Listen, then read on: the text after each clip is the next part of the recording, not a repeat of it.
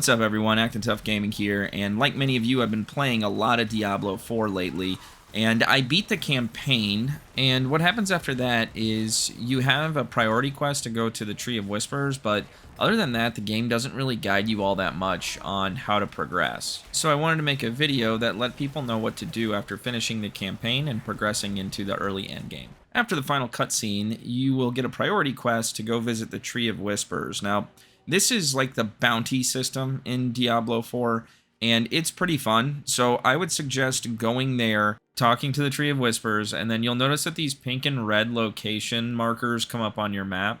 And those mark where the bounties are located. And each of those bounties has a different value placed on them. Some will be 1, some will be 3, some will be 5.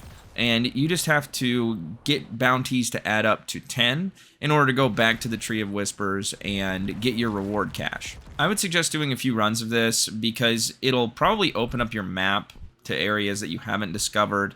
You'll get a feel for what this endgame system is like, and it's pretty fun actually too. But like I said, you really only want to do this a few times before you go on to the bulk of the content that you will be doing before you complete your first Capstone Dungeon, which is the side content to get your Renown up. When you start Diablo 4, just do the main campaign. Don't worry about the side content, the dungeons, or anything like that. Just go through the campaign, enjoy it because it's awesome, and then after the campaign is done, you're going to do all that side content to get your Renown up. So these are things like dungeons, strongholds, side quests from NPCs, altars of Lilith. You're going to want to save all of that until after you finish the campaign. And you're going to need to get your Renown up in each area to at least level 2. Probably level 3 would be best, because if you go to 3, you'll get 2 additional skill points and the potion. If you're just at 2, then you'll just get the 1 skill point and the potion. But the skill points obviously are very useful for helping put your build together, and the potions can be useful because some of the boss fights and stuff in here can actually be kind of challenging. And any alt characters that you make will get these extra skill points and potions right off the bat too. Now, after you've gotten your Renown up in each area to at least level 2, and you've done the Tree of Whispers just a few times to get used to the endgame system, you are going to be ready to tackle the Capstone Dungeon, which takes place in Kyovashad, and it is the Cathedral of Light. Once you beat the Capstone Dungeon, you're going to head back to the center of Kyovashad where the statue is and change the world tier to world tier 3, which is Nightmare difficulty.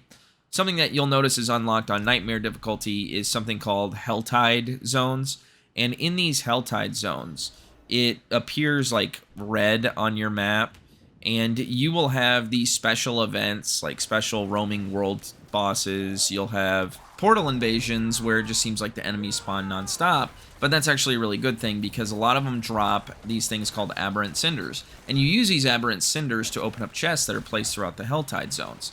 And these chests are a way for you to get targeted loot. So if you want to get a new weapon, you'll go to the chest of weaponry and spend your cinders there to open it up. The second thing that unlocks with World Tier 3 is Nightmare Dungeons, and the way that you access them is by completing the bounties from the Tree of Whispers, and in the rewards cache you'll get the sigils that unlock specific Nightmare Dungeons with these modifiers that make the dungeons more difficult.